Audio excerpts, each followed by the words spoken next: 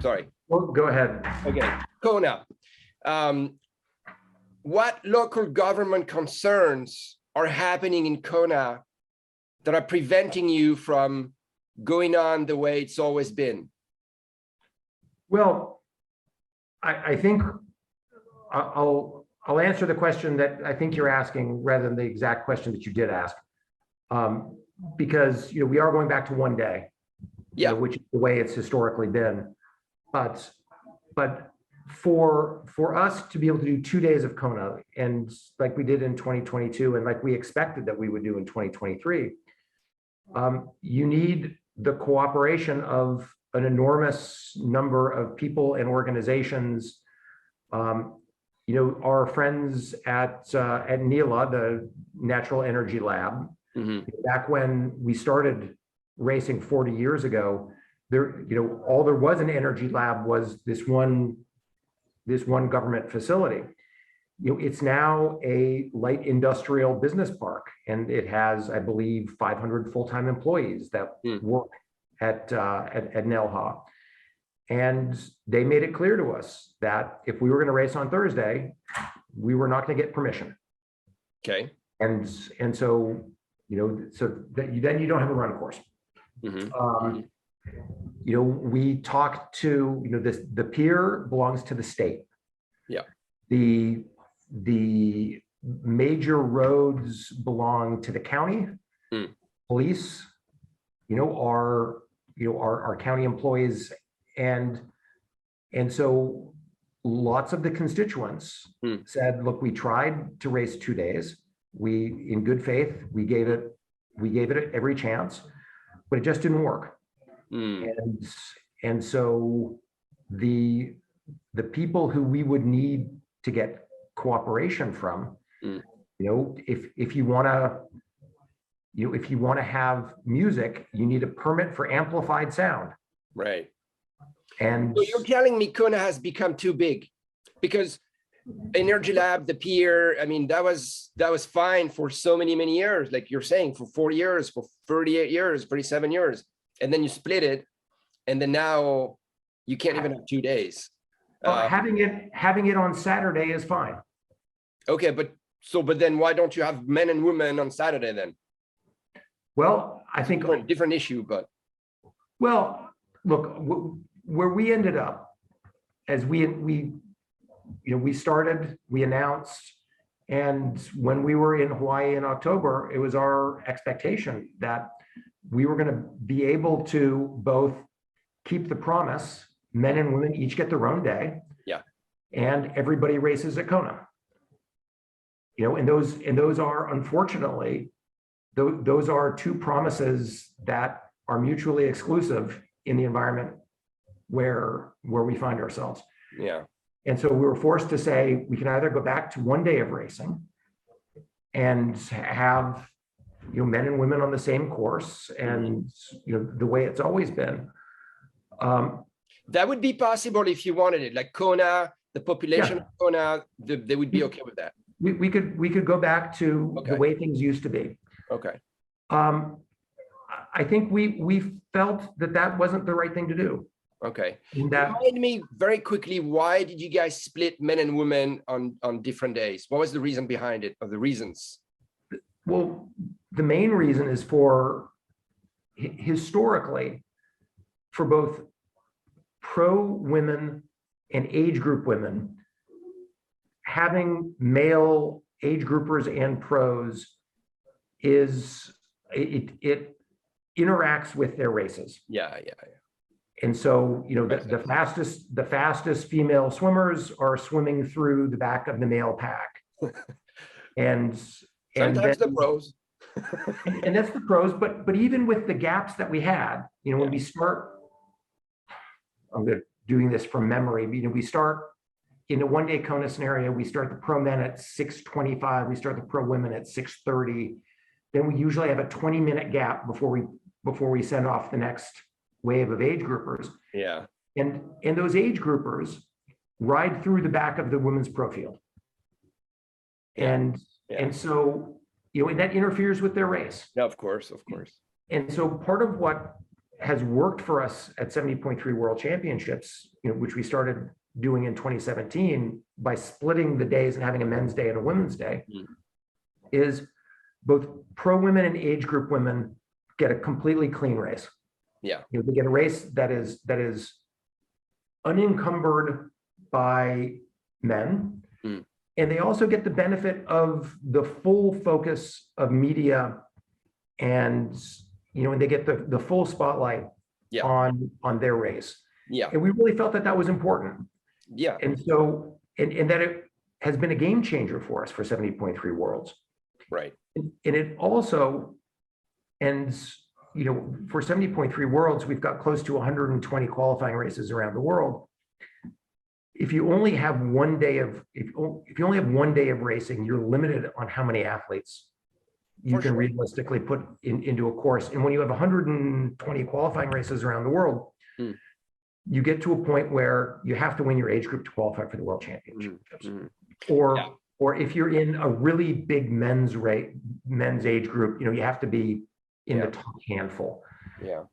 And part of what we think is really matters is to be able to have a world championship that is more aspirational, that a good age grouper on his best day with maybe a little bit of luck from roll down gets a chance to qualify for the World Championships.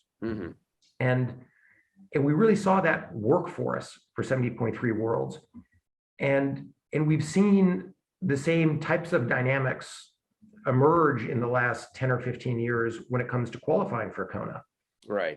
And, and I often tell the story of when I was, a passionate age grouper, coming up on 20 years ago, and I was trying to qualify for Kona. I would go to Ironman Canada or Ironman Lake Placid, and there'd be 100 slots. Yeah. And, and now it's 40. Yeah. And we have races around the world where there's even fewer than that. Yeah. And so for a whole cohort of athletes who are never going to win their age group, but are passionate about Ironman, them having an opportunity to be able to qualify and compete in a world championship, it's a meaningful accomplishment. For sure. Yeah. And as Ironman continues to grow in a one-day scenario of Kona, it's just going to get harder and harder and harder and harder for athletes to qualify. Yeah.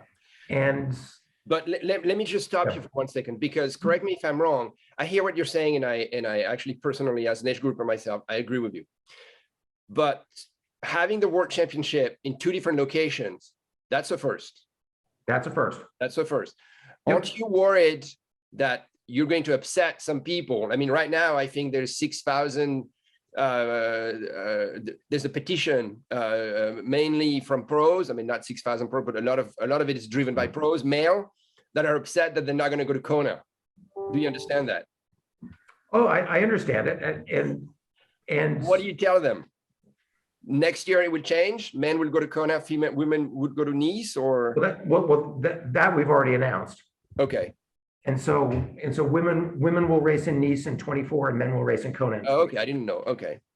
And that's our vision, is that we'll alternate. And so we're not leaving Kona, but we'll alternate. So genders. you keep Kona. You always keep Kona. Yep. And a different location every 2 years, or something like that. Something like that.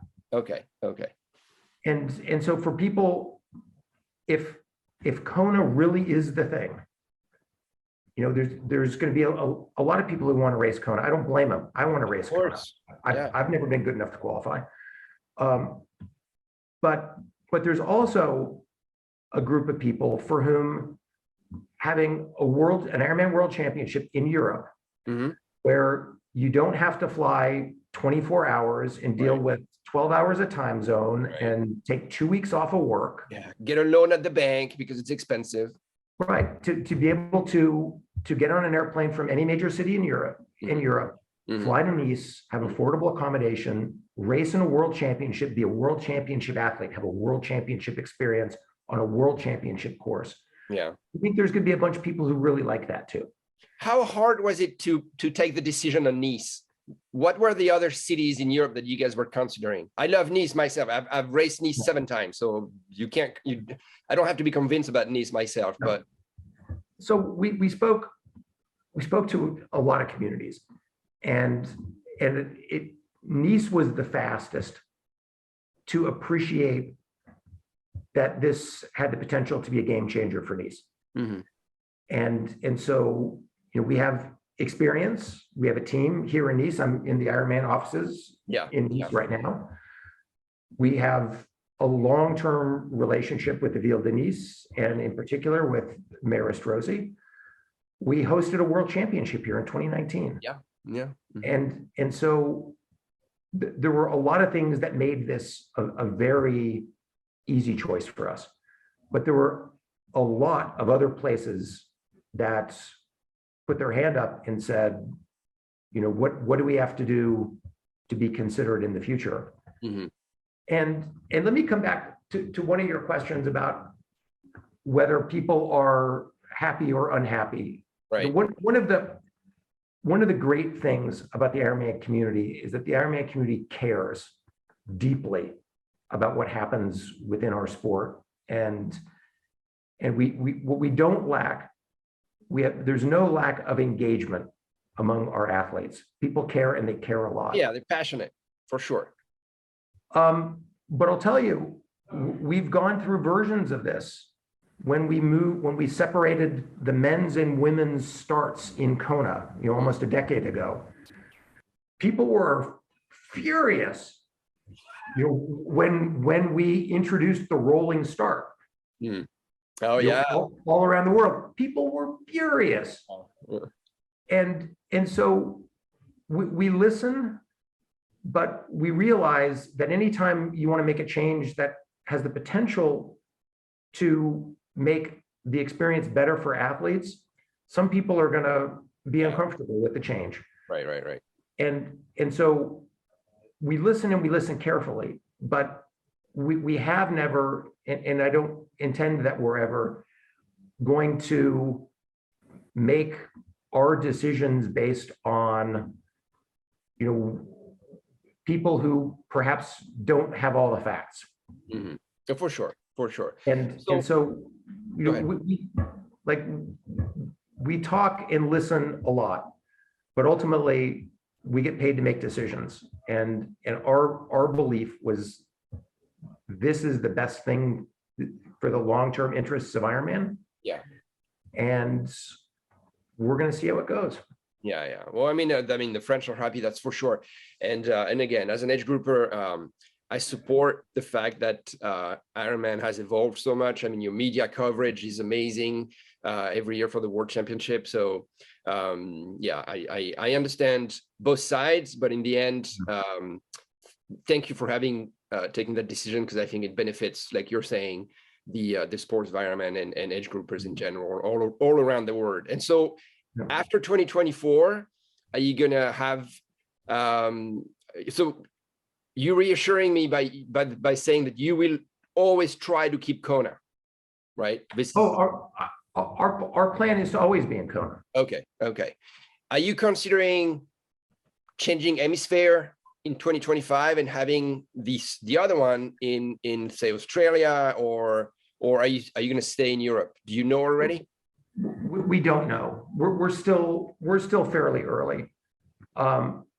One thing that we've talked seriously about, are we still under quarantine or under embargo? Until Thursday for this announcement. Yeah, for this announcement? Yeah, Thursday until. In our announcement, are we announcing 2 years or 4 years for Nice?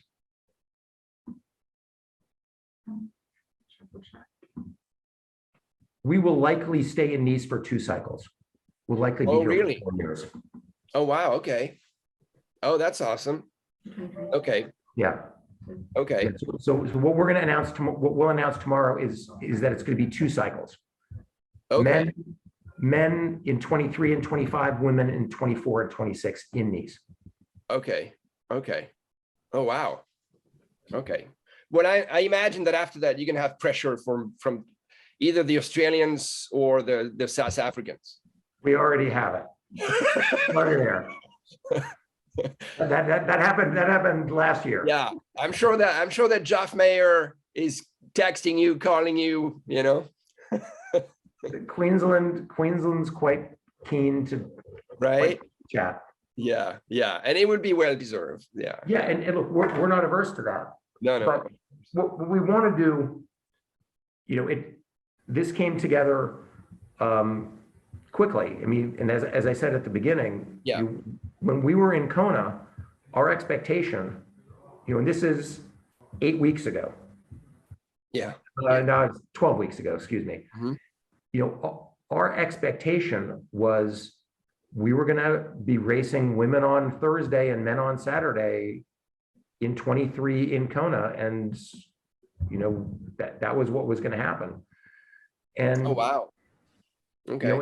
And so it was only after Kona that it became clear that we just weren't going to be able to have 2 days in Kona in 2023.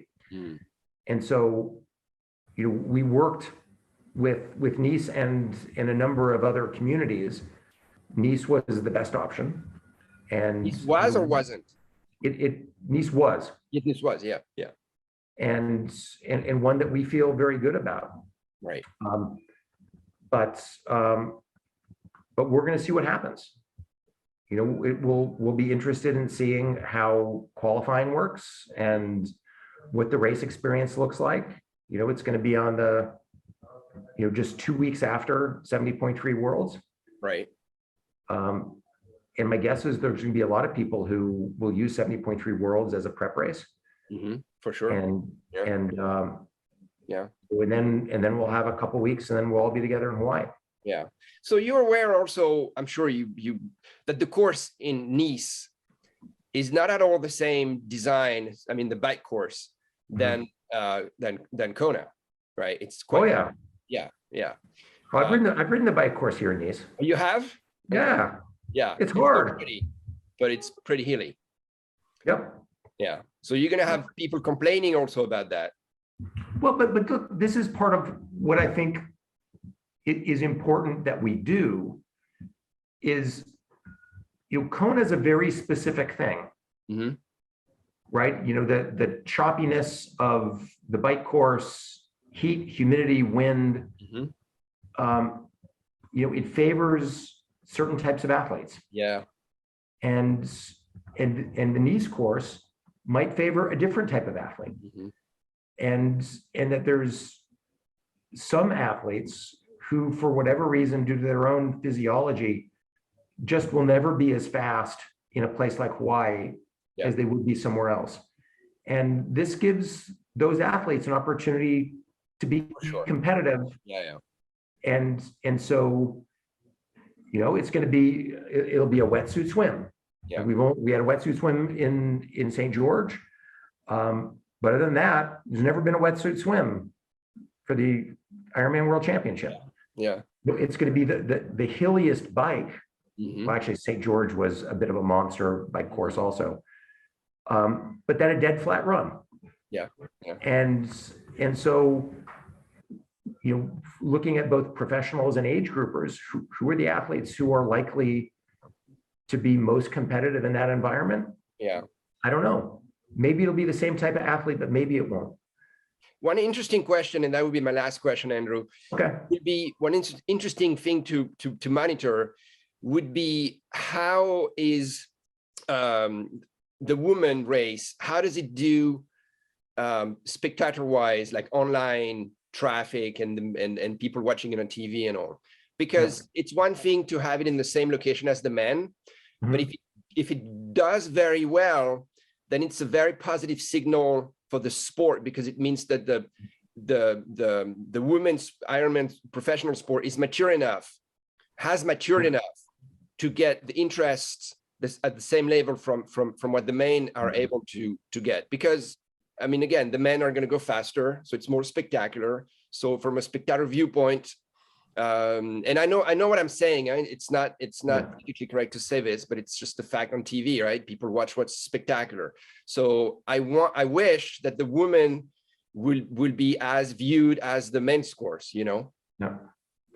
Well, what I can tell you is we will put the same resources against the women's race as the men's in terms of, bringing all of our promotional might to bear. But is that why you had is that why, sorry, cutting you, is that why you chose to keep the women in Kona and have the men in Nice and not the other way around?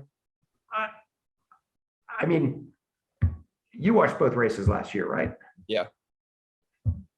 I thought the men's race with, Sam Laidlaw and Gustav and Christian and Max, and I thought that was a great race. I know.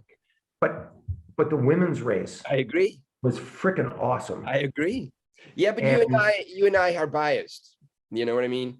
Well, but look, I guess I want to answer your question fully. Like, I don't know what the viewership's going to be, but I can tell you we're going to put the same number of motos, the same number of cameras, the same amount of promotion behind it. And I can also tell you that the women are going to turn themselves inside out to try to win. And they do every year, for sure. And that, part of what's really exciting right now is, we went through a period of time where Danny won like 10 out of 12 world championships in a row, something like that. And Danny's still a force, don't get me wrong, but there's a bunch of other women who think they can win and they're going to try to win. And whether they pull it off, and whether that's Laura Phillip or Fenella or Lucy or Chelsea or, you name it, I am extremely confident that the women are going to put on an amazing show and are going to do everything they can to win, because this is a big moment. There's absolutely only going to be female athletes on the island, and the female pros, it's going to be their spotlight, it's going to be their moment, and that's exciting. I agree. I think it's going to be a great race. Yeah. Well, good job, Andrew. Thank you so much for this, for everything. Thank you for what you're doing, and thank you for spending the time with us. I appreciate it.